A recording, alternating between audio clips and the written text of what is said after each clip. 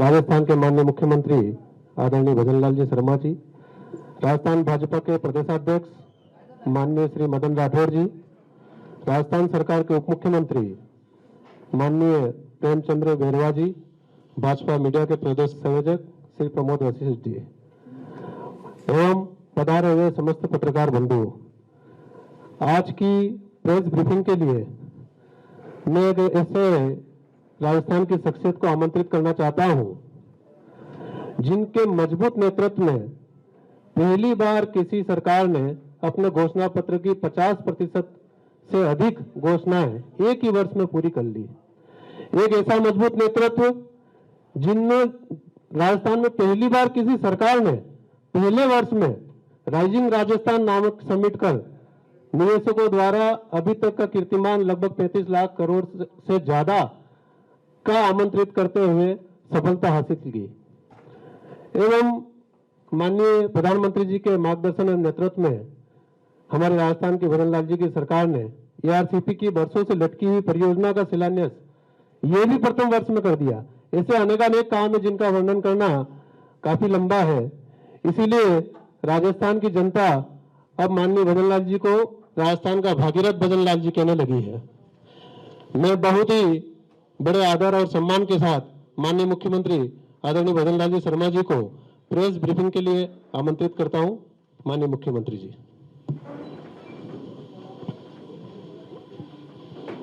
सभी को नमस्कार।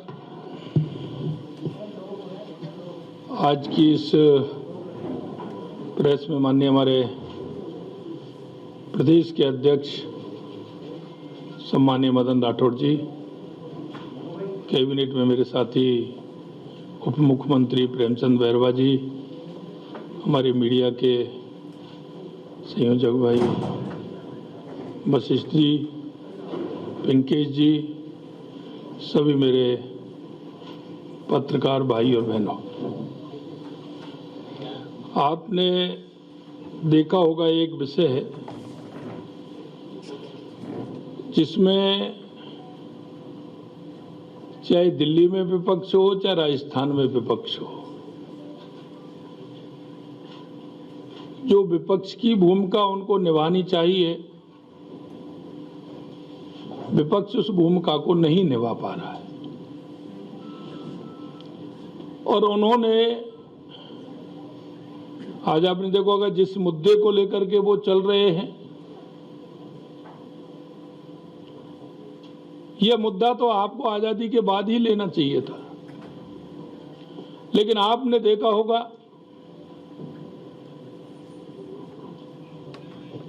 हमारे देश के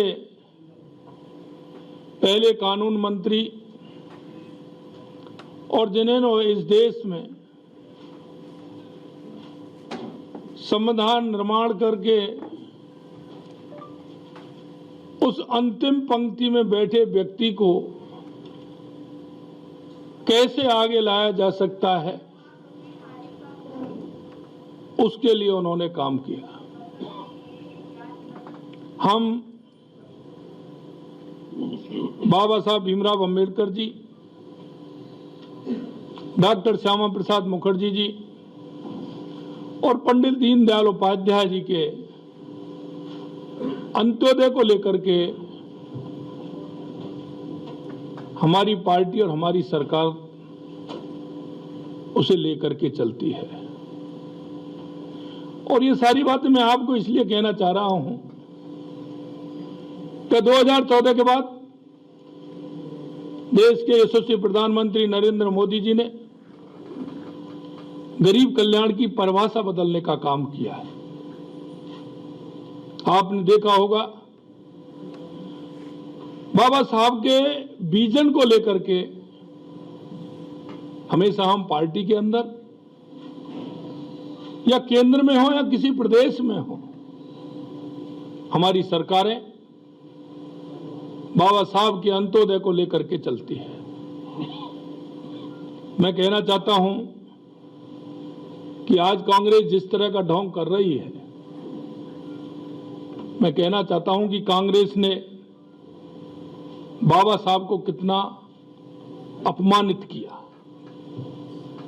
उनका मजाक उड़ाया। उन्होंने कानून मंत्री पद से इस्तीफा दिया। इस्तीफा दिया नहीं, इस्तीफा लिया गया था। मैं कांग्रेस के उन लोगों से कहना चाहता हूं कि जरा वो बाबा साहब के उस इस्तीफे की कॉपी प्रेषित करें। बाबा साहब ने उसमें क्या लिखा, उनकी पीड़ा क्या थी। उनका 1952 का चुनाव कांग्रेस ने टिकट क्यों नहीं दिया, 1954 में भी नहीं दिया। बाबा साहब चुनाव लड़े तो उनका विरोध किया। देश की जनता इन सवालों का जवाब चाहती है। और आपने देखा होगा कि उन्होंने नेहरू, इंदिरा, संजय गांधी, राजीव गांधी के इस देश के अंदर कितने स्मारक, कितनी उनके नाम से योजनाएं, जिन्होंने इस देश को संविधान दिया, इस देश के उत्थान की बात की।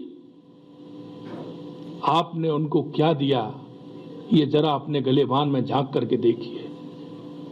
मैं आपके माध्यम से कहना चाहता हूं, मंत्री पद से जो बाबा साहब ने इस्तीफा देने को मजबूर किया, इस्तीफे के बाद सदन में बोलने तक नहीं दिया,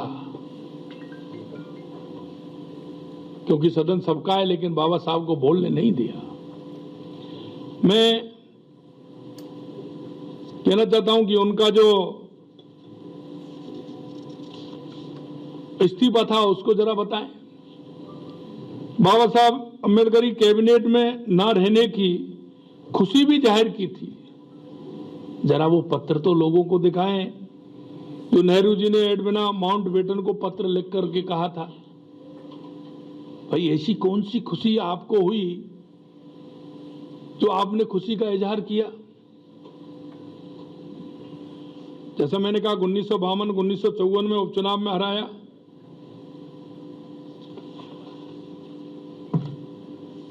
कांग्रेस पार्टी इतने दिन तक शासन में रही,